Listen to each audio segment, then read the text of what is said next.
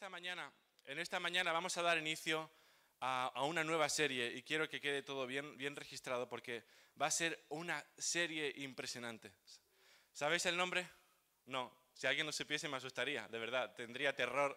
A esa persona ya no la podría mirar a los ojos porque vería toda la intimidad de mis profundidades. Bueno, la serie se llama Jesús, el Mesías Salvador. ¿Qué os parece? Jesús, el Mesías Salvador. Mirad, yo soy un fan, no un adicto, de hecho un fan, ¿vale? Que luego todas las palabras se malinterpretan. Soy un fan de Netflix. No sé ya ni decirlo. Netflix. Mira, ninguna serie de Netflix va a tener tanto éxito como esta serie. ¿Sí o no? ¿Por qué? Porque es la serie de nuestro Señor. Es una serie en la que vamos a hablar sobre Jesús. Es la serie donde vamos a ver al magnífico Jesús. No hay otro nombre igual, ¿sí o no? No hay otro nombre igual. Él es Jesús, el Mesías Salvador. Y sabéis, estoy convencido de que va a ser muy emocionante. Va a ser muy emocionante porque vamos a redescubrir a Jesús.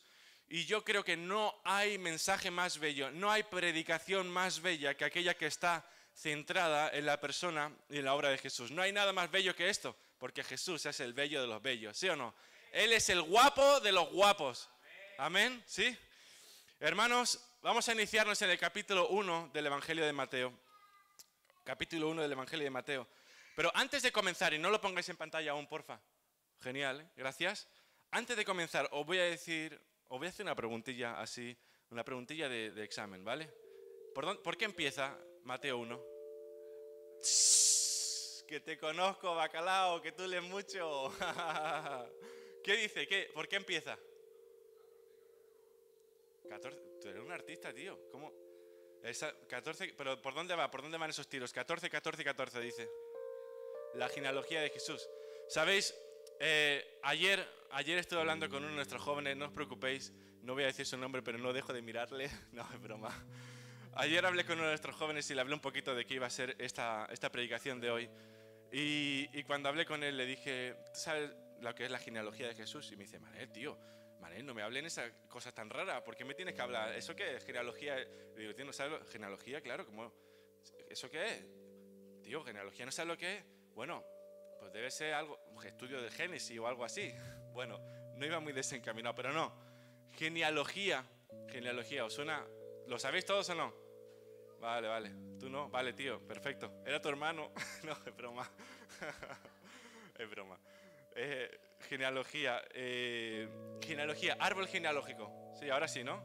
Árbol genealógico es toda la lista de nombres que nos anteceden, la lista de nuestros antepasados, ¿no? Mateo capítulo 1 empieza por el árbol, por la lista genealógica de Jesús, el libro genealógico de Jesús.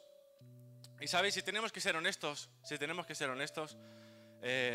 las genealogías son los textos más abandonados de la Biblia. Yo creo que a todos nos ha pasado, comenzamos a leer y de repente ahí está. Una larga genealogía que me habla de nombres impronunciables, porque estos nombres hebreos antiguos a veces son terribles. Yo no sé si esos nombres eran una bendición o eran un castigo, porque vaya nombrecitos. Pero a todos nos ha pasado alguna vez. Hemos abierto la Biblia, hemos comenzado a leer desde el Génesis, ¿sí? Todos lo hemos intentado desde el Génesis en adelante. Y hemos llegado a números. Y al llegar a números nos sentimos como perdidísimos. Decimos, pero bueno, vamos a ver, ¿esto qué? ¿Dónde está aquí la enseñanza? ¿Dónde está la enseñanza en una genealogía? ¿Qué es lo que ocurre? Bueno, pues realmente hay mucha enseñanza. Pues decía que yo no sé si alguno de vosotros se habrá parado alguna vez a leer la genealogía descrita del Señor en el Evangelio de Mateo. ¿La habéis leído alguna vez? ¿Sí? Posiblemente no habéis esperado a poder sacar una profundidad de ese texto. Tal vez en ese texto no habéis encontrado algo que os motive o que os llame la atención para poder encontrar una enseñanza práctica para nuestras vidas. Pero realmente tiene una enseñanza magnífica y de esa enseñanza quiero hablaros en esta mañana. Vamos a leerlo, ¿vale? El texto es un poco largo, lo advierto, sé que no tiene mucho encanto a bote pronto, pero vamos a hacer un poquito de esfuerzo y estoy seguro que va a hablarnos a nuestra vida. Lo tenemos ahí en pantalla, Mateo 1, del capítulo 1, versículos del 1 al 17. Dice, libro de la genealogía de Jesucristo, hijo de David, hijo de Abraham. Abraham engendró a Isaac, Isaac a Jacob, Jacob a Judá y a sus hermanos. Judá engendró a Tamar, Judá engendró de Tamar a Fares y a Zara, Fares a Errom y Errom a Aram. Aram engendró a Aminadab a Naasón, Naasón a Salmón. Salmón engendró a Raab, de Raab a Boz, perdón. Boz engendró de Ruth a Obed y Obed a Isaí. Isaí engendró al rey David y al rey David engendró a Salomón, de la que fue mujer de Urías. Salomón engendró a Robam, Robam a Abías, Abías a Asa, Asa engendró a Josafat, Josafat a Joram. Salomón engendró a Robam, Robam a Abías y Abías a Asa. Asa engendró a Josafat, Josafat a Joram y Joram a Ocías. Y Ocías engendró a Jotam a Acaz, Acaz a Ezequías, Ezequías a Manasés, Manasés a Amón, Amón a Josías. Qué tela, ¿no? Vamos a seguir. Mira, ya bostezan. Josías engendró a Jeconías y a sus hermanos en el tiempo de la deportación a Babilonia. Después de la deportación a Babilonia, Jeconías engendró a Salatiel, Salatiel a Zorobabel. Zorobabel engendró a Abiud, Abiud a Eliakim, Eliakim a Azor. Azor engendró a Sadoc, Sadoc a Akim, Akim a Eliud. Eliud engendró a Eleazar, Eleazar a Matán, Matán a Jacob. Jacob engendró a José, marido de María. Aquí ya estamos cerca, ¿vale? Jacob engendró a José, marido de María, de la cual nació Jesús llamado el Cristo. Desde aquí, de manera que todas las generaciones desde Abraham hasta David son 14, desde David hasta la deportación de Babilonia 14 y desde la deportación de Babilonia hasta Cristo 14. ¿Qué os parece? Bueno, cuando lo publiquemos en el vídeo de YouTube vamos a tener que pasarlo un rebobinado, porque si no van a abandonar el vídeo. Pero realmente tiene muchísimo interés, es súper interesante esta genealogía. Para nuestra cultura y para nuestro momento histórico, las genealogías no son documentos con mucha importancia. Nosotros vivimos una historia en la humanidad en la que somos muy individualistas. La genealogía no determinan prácticamente nada sobre el rumbo de nuestras vidas. A no ser que seas hijo de Amancio Ortega. Ahí sí que tu genealogía sí que va a determinar algún rumbo en esta vida. Pero para la mayoría de nosotros una genealogía no determina mucho. Algo sí, y también espiritualmente. Hay cosas que están ahí. Pero no, la ascendencia no suele determinar mucho sobre nosotros, si sobre nuestra función en nuestra sociedad o sobre quiénes somos en nuestra sociedad. ¿Vale? Hoy en día cualquier persona puede aspirar a ser lo que desee ser. Fijaros en la reina, una periodista, pero ahora es reina. Ya no es una cuestión de sangre, no es una cuestión de ascendencia, es una cuestión de lo que puedas tal vez llegar a ser en esta vida. Pero sabéis, no era así para los judíos de aquella época de Jesús, no era así. Para un judío de aquellos tiempos, su genealogía, su lista de ancestros era un documento de muchísima importancia. Para un judío, su genealogía al completo era como si fuese directamente su documento nacional de identidad, su DNI. No era posible que un judío no supiera quiénes son sus antecesores, su línea ancestral. No era posible. Todos tenían que saberlo. Esto es importante que lo sepáis. Todos necesitaban saber quiénes eran sus ancestros. Alguien sin genealogía era alguien sin derechos. Alguien sin genealogía entre los judíos era semejante a alguien de los que hoy en día vienen y no tiene papeles, por ejemplo. Era alguien que realmente no podía trabajar, no podía hacer nada porque no era bien aceptado dentro de los judíos, dentro de los israelitas, alguien sin genealogía. En nuestros DNIs pone únicamente el nombre de nuestros padres, pero en los DNIs de los judíos salía el nombre de todos sus ancestros, de todos sus antepasados hasta llegar a Abraham. ¿Y por qué era tan importante su genealogía? ¿Por qué tenía tantísima importancia? Bueno, hay varios motivos. No quiero enrollarme mucho en esto porque esto no es realmente lo importante, pero quiero que lo sepamos como una introducción.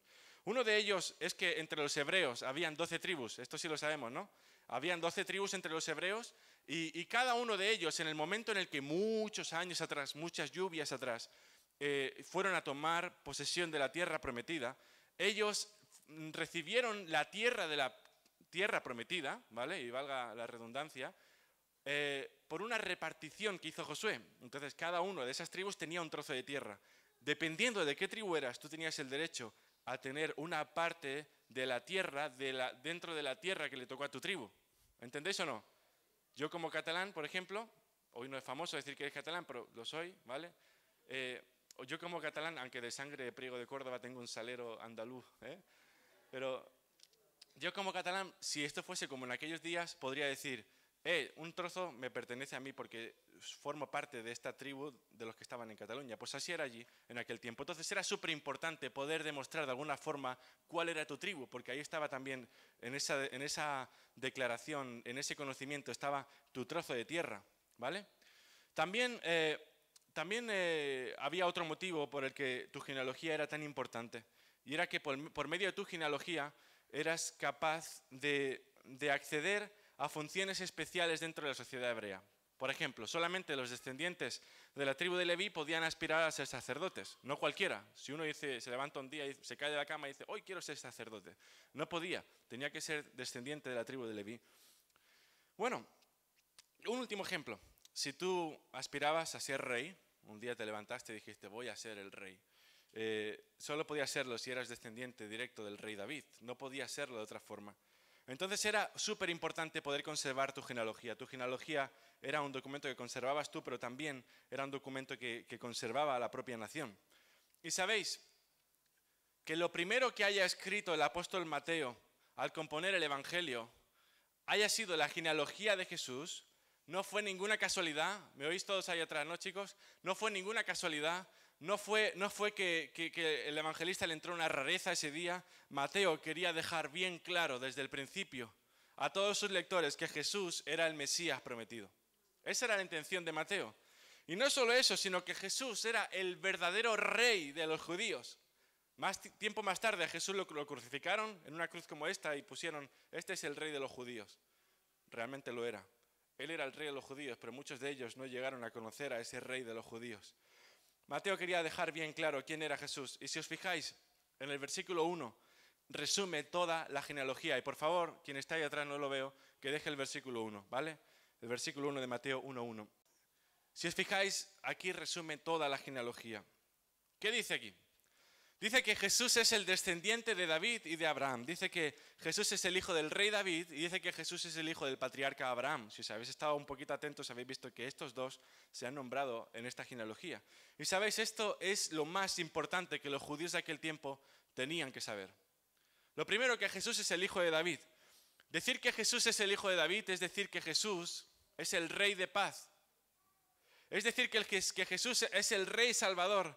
Es decir que Él es quien iba a traer un reino de justicia, un reino de amor, un reino de libertad. Jesús es quien trae un reino que permanece hasta nuestros días. Es por el reino de Jesús que tú y yo ahora podemos estar en este reino de los cielos. ¿Sí o no? Es por Jesús. Él es el rey, Él es el hijo de David, el hijo del rey David. Sabéis, muchos profetas en toda la historia de Israel habían anunciado la venida de un nuevo reino. Fue anunciado un reino en el que ya no habría más un rey que fuese un hombre pecador. Es un reino en el que reinaría la justicia, el amor, la misericordia y la libertad. Y muchos años antes de Jesús, Dios habló a David, al rey David, por medio del profeta Samuel, y le dijo: cuando tus días sean cumplidos y duermas con tus padres, yo levantaré después de ti a uno de tu linaje. Esto es súper importante. Mirad, este evangelio de Mateo fue escrito directamente para hombres y para mujeres judíos, ¿vale? Ellos eran hombres y mujeres judíos. Mateo está enfocado para ellos. Lucas, por ejemplo, está enfocado para los griegos. Entonces era súper importante que en este relato a los judíos de Mateo, ellos pudiesen saber que Jesús era el rey, la descendencia directa del rey David. Por eso cito este versículo, dice: cuando tus días sean cumplidos y duermas con tus padres, yo levantaré después de ti, David, a uno de tu linaje, el cual procederá de tus entrañas, y afirmaré su reino. Y dice, está hablando de Jesús, es una profecía de Jesús un montón de años antes. Y dice: él edificará casa a mi nombre, y yo afirmaré para siempre el trono de su reino. Yo seré a él padre, y él me será a mí hijo. Amén.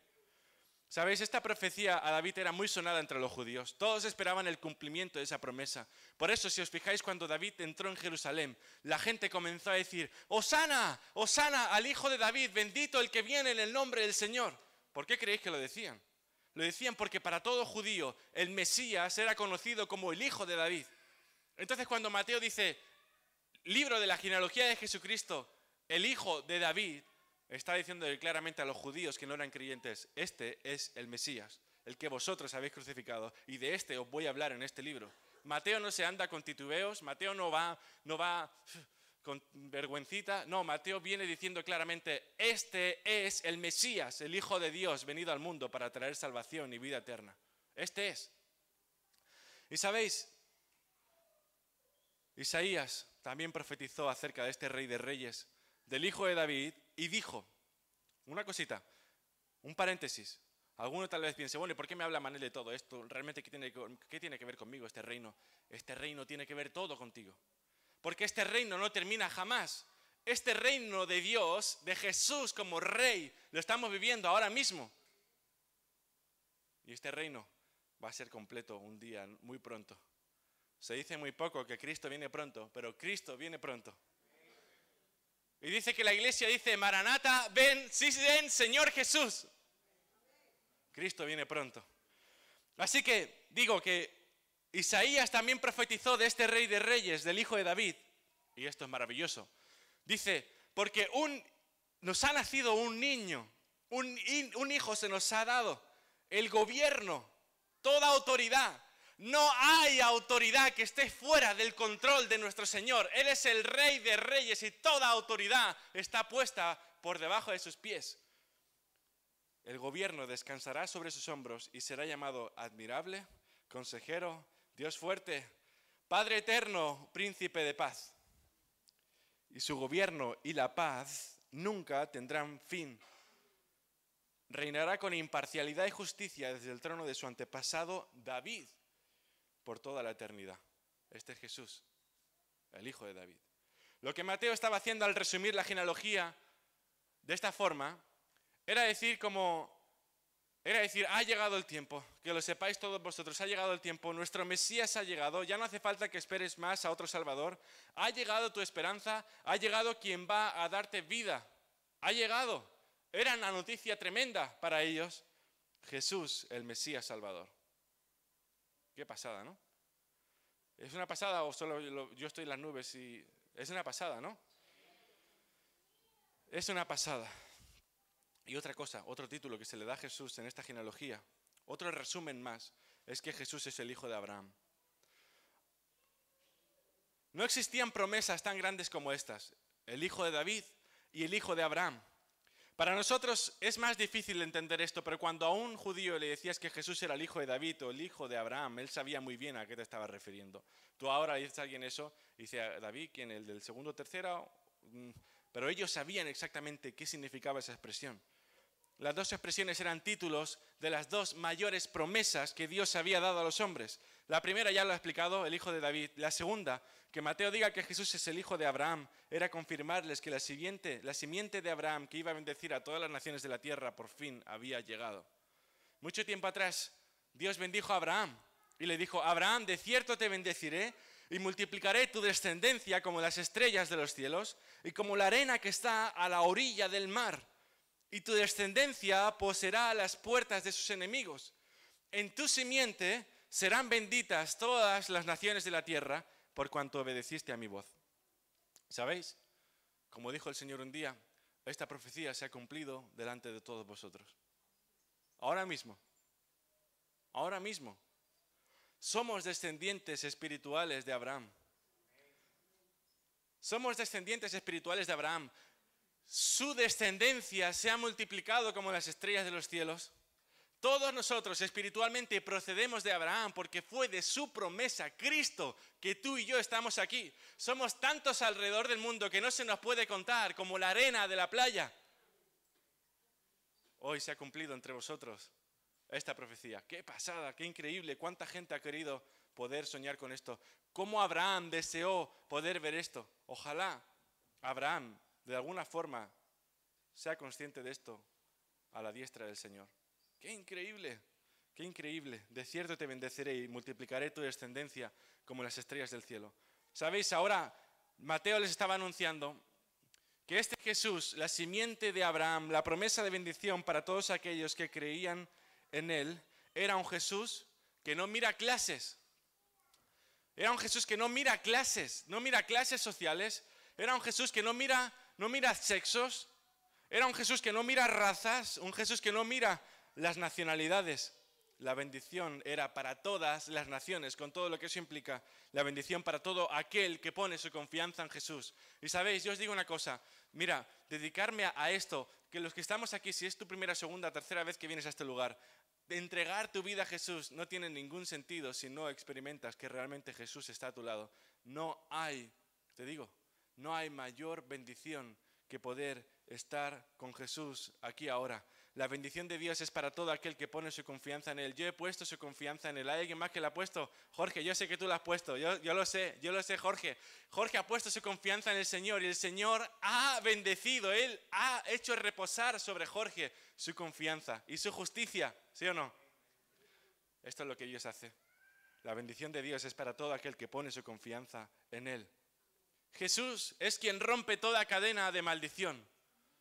Jesús es quien rompe toda la cadena del dolor.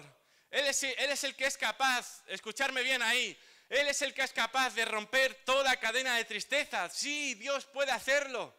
Él es el que por su simiente, la simiente prometida a Abraham, trae bendición y vida para todas las naciones de la tierra. Qué pasada, ¿no? ¿Sí o no? Esto era un soplo de grandeza para Jesús. Esta genealogía era la mejor alabanza que uno podía decir sobre el Señor. Esta genealogía era la mejor adoración que uno podía hablar sobre Jesús. ¿Sabéis? Casi podían haber hecho una canción de esto. Para un judío de aquel tiempo, el primer versículo del Evangelio de Mateo era un auténtico bombazo. No había declaración más grande para un hombre. Pero ¿sabéis? Nuestro Dios es impresionante porque esta genealogía, lo que he dicho ahora puede ser interesante, pero tengo un bombazo más fuerte que todo esto. Esta genealogía es increíble. ¿Y sabéis por qué?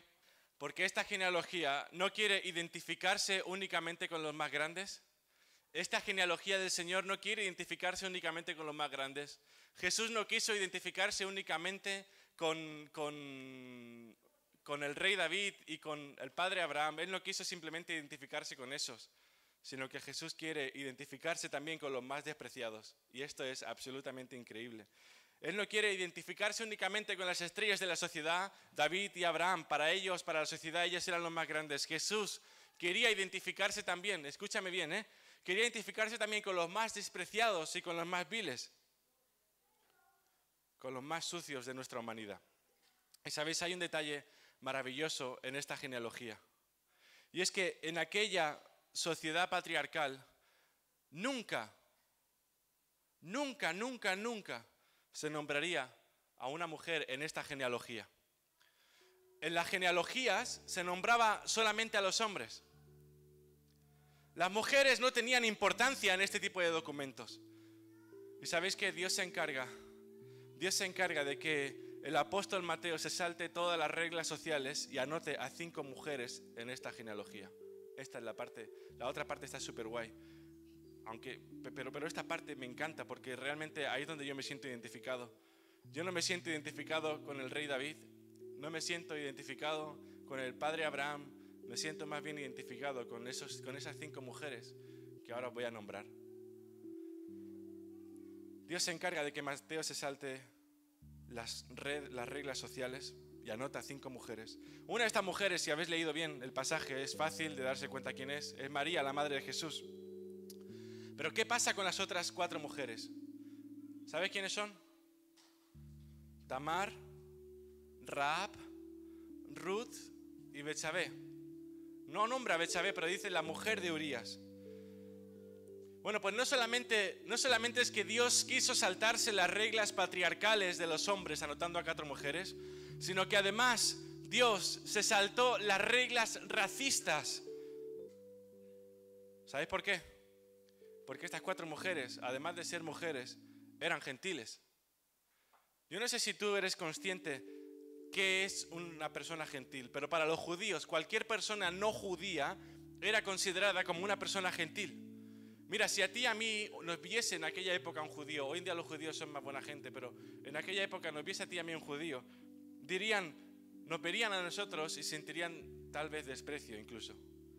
Para un judío, un gentil era alguien que estaba al nivel de los perros.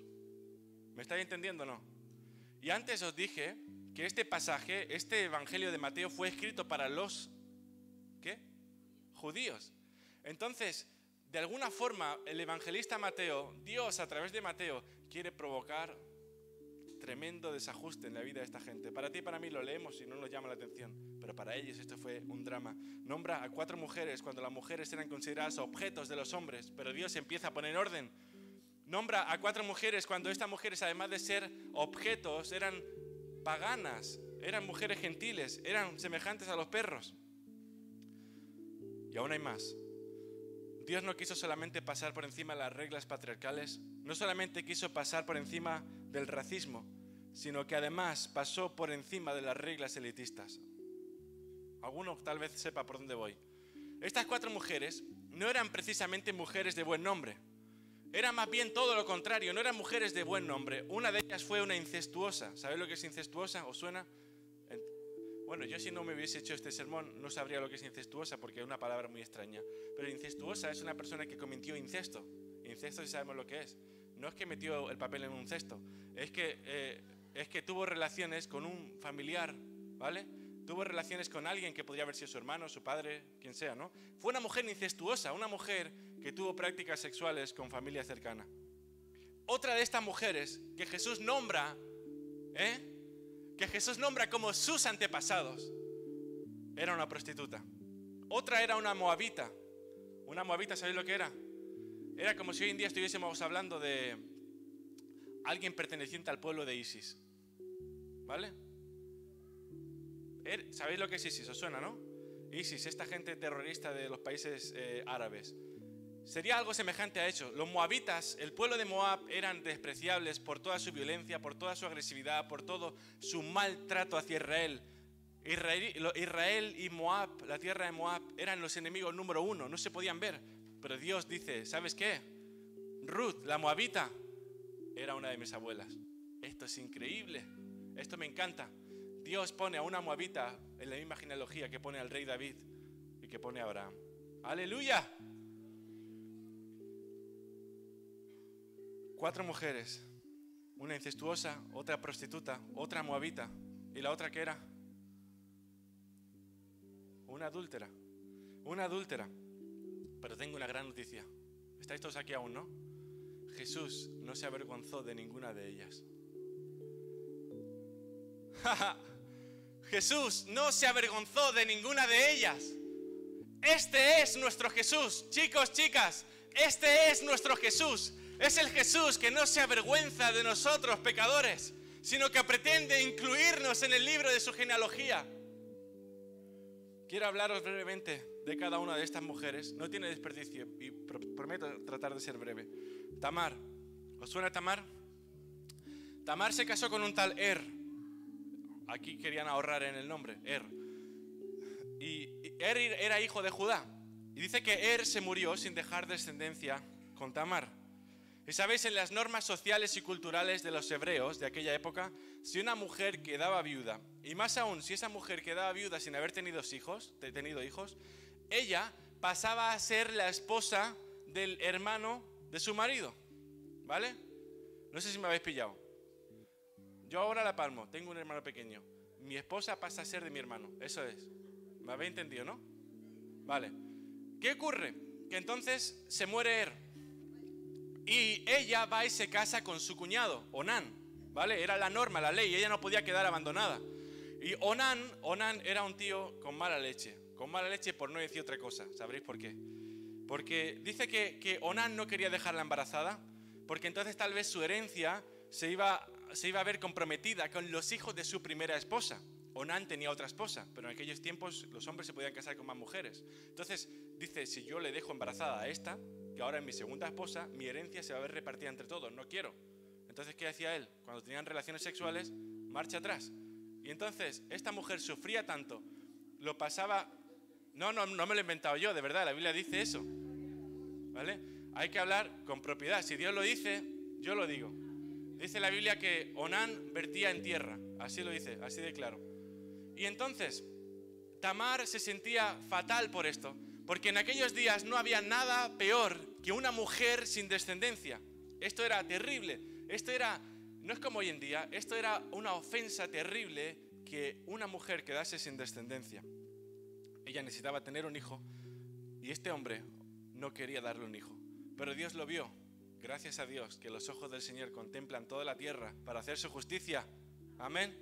Dios contempla toda la tierra para hacer justicia. Y Dios vio la mala leche que tenía este hombre y dice que el Señor le quitó la vida a Onán. Entonces Tamar se queda viuda por segunda vez. Esto ya era terrible. No sé si os podéis imaginar cómo estaría su siguiente hermano. Se llamaba Sela. Le llamaban, ya no le llamaban Tamar, le llamaban la viuda negra.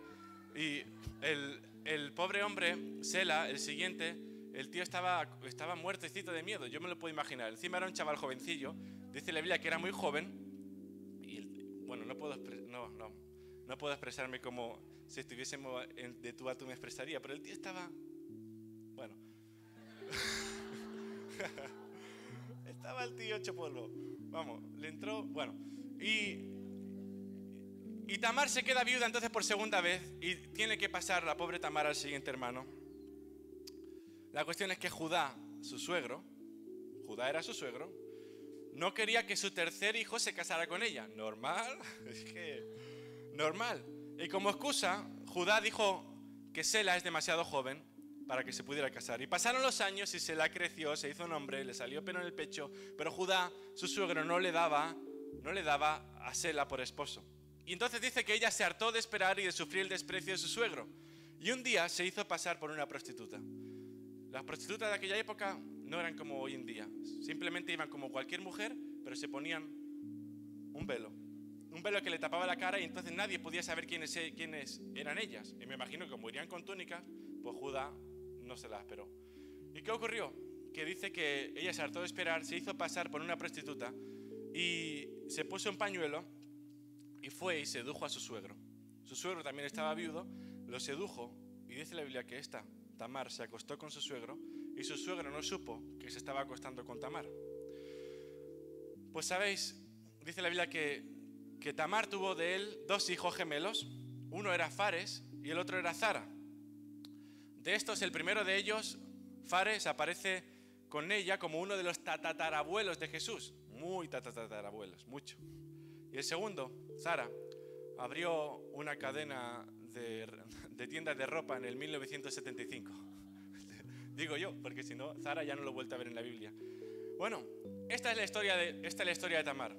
Una historia realmente de culebrón, de esos de las telenovelas colombianas. Algo terrible. Dices, Dios mío, ¿cómo puede ser que a esta mujer la pongas en tu árbol genealógico? Dios, ¿no había más gente? ¿No pudiste poner a alguien de mayor honra? ¿No pudiste poner, yo qué sé, a Rebeca o...? No, tienes que poner a Tamar. No se ha quedado ahí. No se ha quedado ahí, sí, ahora voy a contar. Rahab, otro ejemplo. La historia de Rahab también tiene su miga. Esta historia no la voy a explicar con tanto detalle por amor al tiempo. No sé qué hora es ya. 11, vale, vamos bien. Faltan 2 horitas aún, o sea que... No, es broma, por los que están nuevos, que no, es mentira, ya terminamos. La historia de Rahab también tiene su miga. Y sabéis, Rahab, nada más que por el nombre ya me suena algo feo. Dice la Biblia que Rahab era prostituta. Ella directamente era prostituta, ejercía la prostitución de continuo, no fingió como la otra, era prostituta. Y Rahab era prostituta en la tierra prometida, era prostituta en la ciudad de Jericó. Y sabéis, hablo mucho de esta historia, os he contado muchas veces que hubo una vez que el pueblo de Israel fue y quiso conocer y conquistar, vamos a hacerle así, quiso ir y conquistar el terreno de la tierra de Judá. Dice que mandó a 12 espías y cuando mandó a esos 12 espías todos ellos fueron perseguidos porque en la ciudad de Jericó se dieron cuenta de que unos hombres que eran desconocidos para ellos habían venido a inspeccionar el terreno. ¿Qué hicieron estos? No se les ocurre otra cosa que irse a la casa de Rahab. La madre que los parió, no tenían otro sitio donde esconderse. Se van al burdel, se van al prostíbulo. Y tú dices, pero vamos a ver, ¿al prostíbulo en serio? Bueno, gracias a Dios no pasó nada en ese prostíbulo. Pero ese prostíbulo, la que lo regentaba era Rahab, era la prostituta del pueblo. Y sabéis, Rahab se compadeció de ellos. Dice la Biblia que sintió lástima y les dijo, quedaros aquí, protegeros, guardaros y cuando vengan a buscaros yo voy a decir que no habéis estado por aquí. O sea que también además mintió, bueno, pero era una mentira que salvaba vidas. Entonces, tiene su ética, podríamos hablar de eso. La cuestión es que los salvó y ella se sintió tan en compasión hacia esta gente que también ellos se sintieron en compasión hacia ella.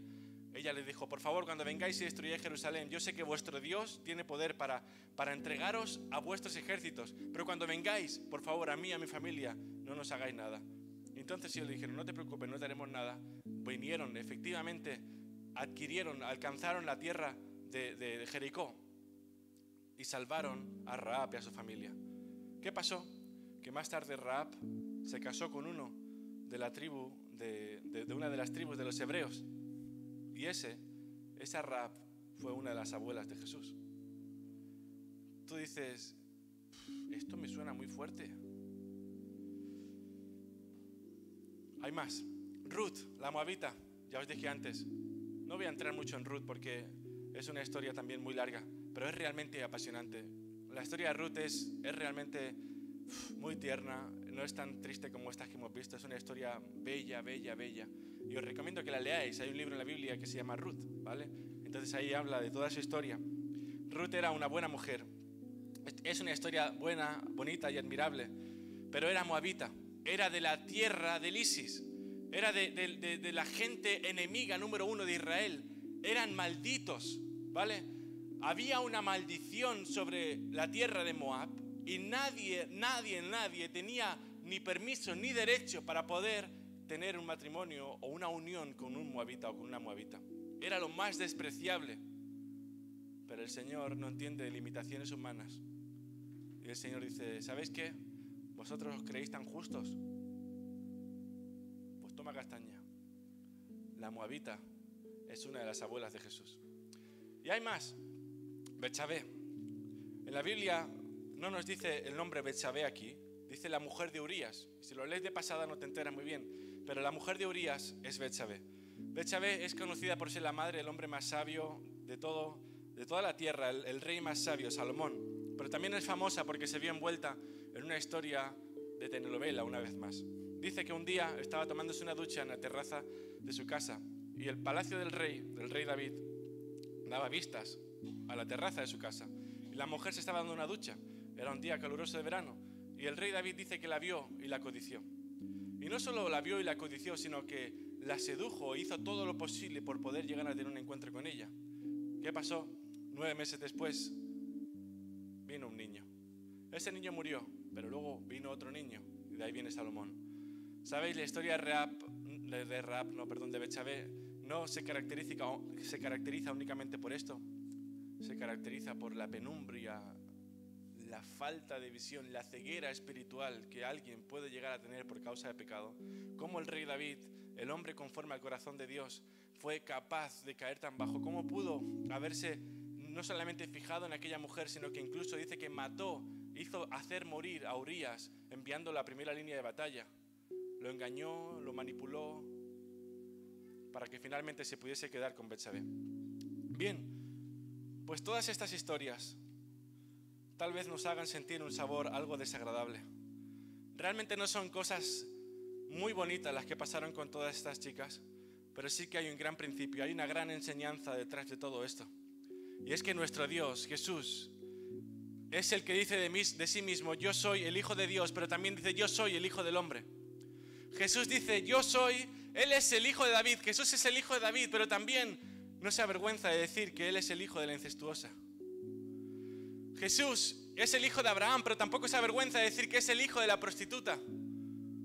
Jesús es el hijo de David, pero no se avergüenza de decir que también es el hijo de la moabita. Jesús es el hijo de Abraham, pero tampoco se avergüenza de decir que es el hijo de la adúltera. Y sabéis, nuestro Dios, y ya estamos llegando a la conclusión, es un Dios de segunda oportunidades. Nuestro Dios es el Dios que se abre paso a nosotros, aún a pesar de todas nuestras miserias, aún a pesar de todos nuestros pecados y de todas nuestras maldades. Nuestro Dios es el Dios de la restauración. Nuestro Dios es el Dios que no tiene en cuenta nuestros pecados cuando nos acercamos a Él con un corazón sincero y arrepentido. Nuestro Dios es quien nos levanta de nuestra miseria y nos eleva para poder compartir mesa con los reyes, para poder compartir genealogía con los reyes. Nuestro Dios es el que no se avergüenza de nosotros y nos añade a su árbol genealógico. Y sabéis, hay 2 cosas que serían genial hoy. Ojalá pudiéramos simplemente comprender 2 cositas en esta mañana. La primera es que Dios estaba deseando devolver la dignidad que había perdido Tamar Rahab, Ruth y Betsabé. Dios estaba deseando devolver la dignidad a esa gente. ¿Sabes? Tal vez pecaste, tal vez hiciste algo que puede parecer terrible y que realmente a lo mejor lo sea, pero Dios no desea verte continuamente viviendo sumergido en la culpa y en el dolor. Nuestro Dios es el Dios que quiere devolvernos a la dignidad. Y Dios quería devolver a la dignidad a estas mujeres. Él no se avergüenza de ellas. Escúchame bien, Dios no se avergüenza de ti. Dios te recibe con los brazos abiertos. Nuestro Dios es el Dios que ama. Es el Dios de las segundas y terceras oportunidades. Es el Dios de la misericordia. ¿Sabéis? Nuestro Dios no miró a estas mujeres por su triste pasado. Nuestro Dios miró a estas mujeres por la nueva persona que llegaron a ser al ser recibidas dentro del plan de Dios.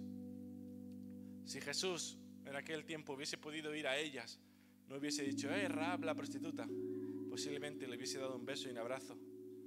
Hola abuelita. Ese es nuestro Dios. Es el Dios de la misericordia. Es el Dios que hace todas las cosas nuevas. Y sabéis, la segunda cosa que estoy deseando que comprendas hoy es que Dios también está deseando incluirnos a todos nosotros dentro de su árbol genealógico. De la misma forma que Dios ha querido que Tamar, Rahab, Ruth y Betsabé estén en su genealogía y formen parte de la mesa de su gloria, Dios está deseando poder escribir tu nombre también en la lista de los que son suyos. No hay pasado que limite el poder de la restauración de Dios. No hay pecado que avergüence demasiado a Dios como para no recibirte con sus brazos de amor. No hay ninguna historia con fuerza para detener el milagro de la sanidad que Dios está deseando hacer en nuestros corazones. No hay nada que pueda separarnos del amor de Dios cuando decidimos rendirnos a su llamamiento. ¿Sabéis? Jesús dijo, los que están sanos no tienen necesidad de médicos, sino los que están enfermos. Yo no he venido a llamar a los que se creen justos, sino a los pecadores. El mensaje de Jesús no es un mensaje de salvación para hombres santos y para mujeres piadosas. ¿Sabes? Si tú estás aquí en esta mañana y sientes que hiciste algo tan terrible, si tu pasado te persigue y te atormenta, sepas que estás en el lugar oportuno. Dios te ama y te recibe con los brazos abiertos para iniciar su proceso de restauración. ¿Sabes? Dios no te mira por tu pasado y yo tampoco. Dios no te mira por tu pasado y yo tampoco. Dios no te juzga y yo tampoco. Hermanos, si realmente queremos ser cristianos, Dios nos llama a vivir sin juzgar, a vivir sin condenar, a vivir amando.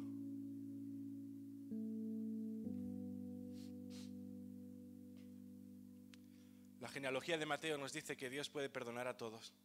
Si Dios pudo perdonar a Betsabé, la adúltera, y a David, el manipulador, créeme que Dios puede perdonar a cualquiera. Lo que el Evangelio nos dice es que mientras haya Jesús hay esperanza. Jesús, el Santo, se acerca a mujeres incestuosas, a pervertidas, a moabitas, a adúlteras, a incestuosos, a pervertidos, a moabitas, a adúlteros. Y hoy Jesús sigue haciendo lo mismo. Jesús perdona, Jesús rescata, Jesús restaura, Jesús resucita.